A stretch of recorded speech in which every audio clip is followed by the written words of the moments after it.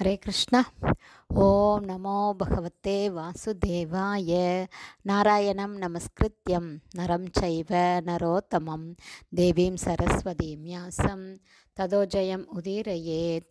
நஷ்டப்ராயேஷு அபத்ரேஷு நித்யம் பாகவத சேவையாம் பகவதி உத்தமஸ்லோகே பக்திர்பவதி நைஷ்டகி.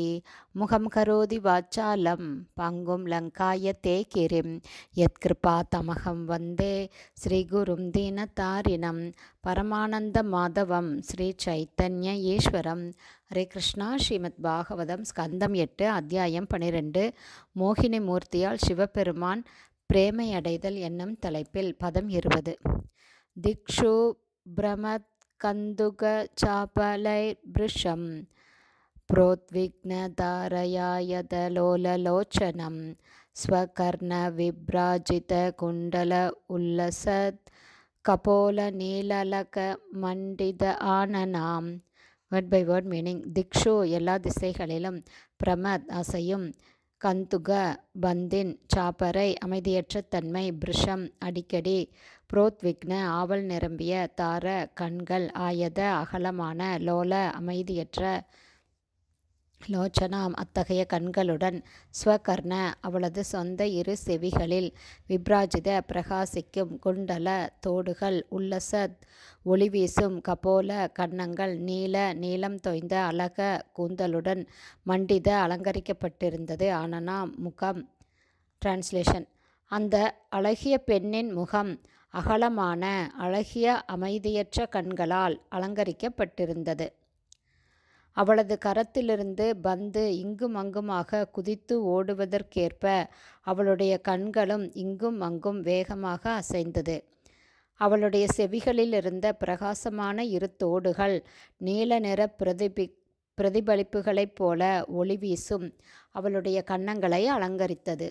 மேலும் அவளுடைய முகத்தின் மீது படர்ந்திருந்த அழகான சுருண்ட கூந்தல் அவளை இன்னும் அழகுடையவளாக, பேரழகாக செய்தது. பதம் 21. ஸ்லகத் துகூலம் கபரீம் ச விச்யுதாம் சன்னஹ்யதீம் வாம கரேன வஸ்குனாம் வினிக்னதீம் அன்யகரேன கந்துகம் விமோகயந்தீம் ஜகத் ஆத்ம மாயையா. Word by word meaning. ஸ்லகத் நழுவும் அல்லது தளரும், துகூலம் சேலை, கபரீம் ச மற்றும் தலைமீதிருந்த கூந்தல், விச்யுதாம் அவிழ்ந்து சிதறியதால், சன்னஹ்யதீம் முடிச்சிட முயற்சி செய்து, வாமகரேன இடது கரத்தால், வல்குண மிகவும் அழகுடன் கூடிய கவர்ச்சி, வினிக்னதீம் அடிக்கும், அந்யகரேன வலது கரத்தால், கந்துகம் பந்தை, விமோகயந்தீம் இவ்விதமாக அனைவரையும் வசியப்படுத்தி, ஜகத் முழு உலகத்தையும், ஆத்ம மாயையா ஆன்மீக ஆற்றலாகிய அந்தரங்க சக்தியால். டிரான்ஸ்லேஷன். பந்துடன் அந்த பெண் விளையாடி கொண்டிருக்கும் பொழுது அவளது உடலை மறைத்திருந்த சேலை தளர்ந்ததுடன் அவளது கூந்தலும் சிதறியது, கூந்தலும் அவிழ்ந்தது. கூந்தலை அவள் தன்னுடைய அழகிய இடது கரத்தால் முடிச்சிட முயற்சி செய்தாள். அதே சமயத்தில் தமது வலது கரத்தால் பந்தை அடித்து அதனுடன் விளையாடவும் தலைப்பட்டாள். இது மிகவும் கவர்ச்சிகரமாக இருந்தது. இவ்விதமாக பரமபுருஷ பகவான் விஷ்ணு தமது அந்தரங்க சக்தியின் மூலமாக அனைவரையும் வசியப்படுத்தினார். பர்பட் பை ஷில பிரபாத். ஜெய் ஷில பிரபாத்.